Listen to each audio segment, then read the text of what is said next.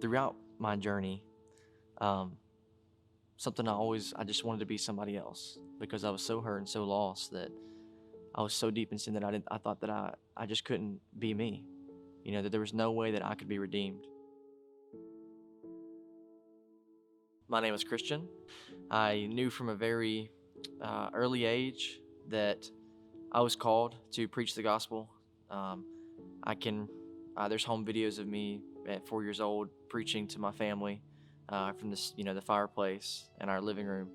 I was always very passionate about it. I always knew that it's something that I wanted to do. You fast forward a couple years, when I was 11, I lost my father to cancer.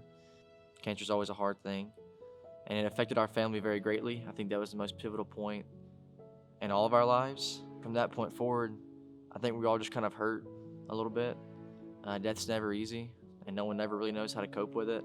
Just started looking for places to ease the pain, different ways that would ease the pain. And as I got older, you start substituting Christ for other things that will take that pain away. As we didn't foster that relationship with God, we started to turn to the world for those things. Our family began to hurt even more. After my father had passed, I had father figures in and out of my life, coming and going, and that was pretty hard on me as well. And fell into a lot of sin to try to find some kind of way that would fulfill me because I felt so unfulfilled and so hurt and so lost. And I quit going to church and seeking a relationship with God, and I just started turning to alcohol and to drugs and, you know, any kind of sin that would satisfy me. If there was a sin, I was doing it. And I was so bound and enslaved to the things of this world, and I was miserable, depressed, hurting. Just I didn't know what I didn't know what to do. I didn't know where to turn to. I met my fiance Sarah in high school. Um, Shortly, a few years after us dating, her and her family went to church a lot, and so they invited me to start coming to church, and that's kind of where my story starts as far as coming back to Christ. I felt like I was so far away. I was in so much sin. I didn't know how to get out, and I didn't think I ever could. And I was buried. And they started inviting me to church. Started going for years. It didn't really make any kind of effect. I would show up to church, just kind of be there because she wanted me to be there. But at the end of the day, I went home the same that I came.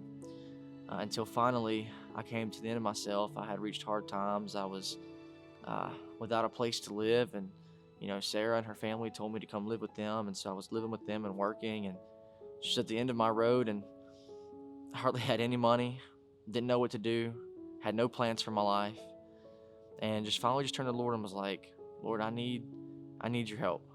I I don't know how I'm gonna do this. I don't even know how I feel about this, but I need you. So, fast forward a couple years, I've been doing my best to live for the Lord, and I knew that the whole time the Lord had called me, but I was still running from that calling, afraid to do it, trying to find fulfillment in other professions, and doing other things. But the Lord kept supernaturally routing my life to a different location.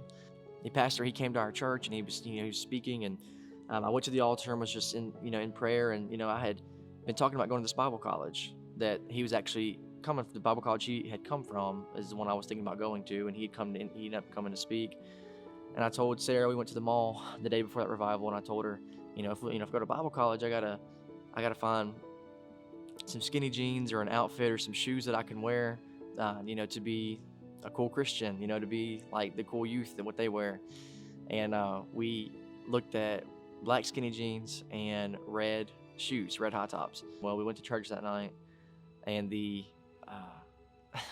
the pastor came by as was praying over me, and he started speaking prophetically over me, and he said, I see you on a stage, and you're preaching to youth very passionately. And he said, and for some reason, and he laughed, and he said, I see you in black skinny jeans and red high top shoes. And I decided to pursue the call of my life and go to Bible college. In Revelation 21, Jesus says that, behold, I make all things new. And though that's referring to something different, I found that that's absolutely what it does. He makes all things new. And when I realized that he could make me new, it changed everything. And he did make me new. I no longer had to be who I was, or I didn't have to be defined by the things that I had gone through. I could be defined by him. I could find my identity through him and in him. And for me, that was everything.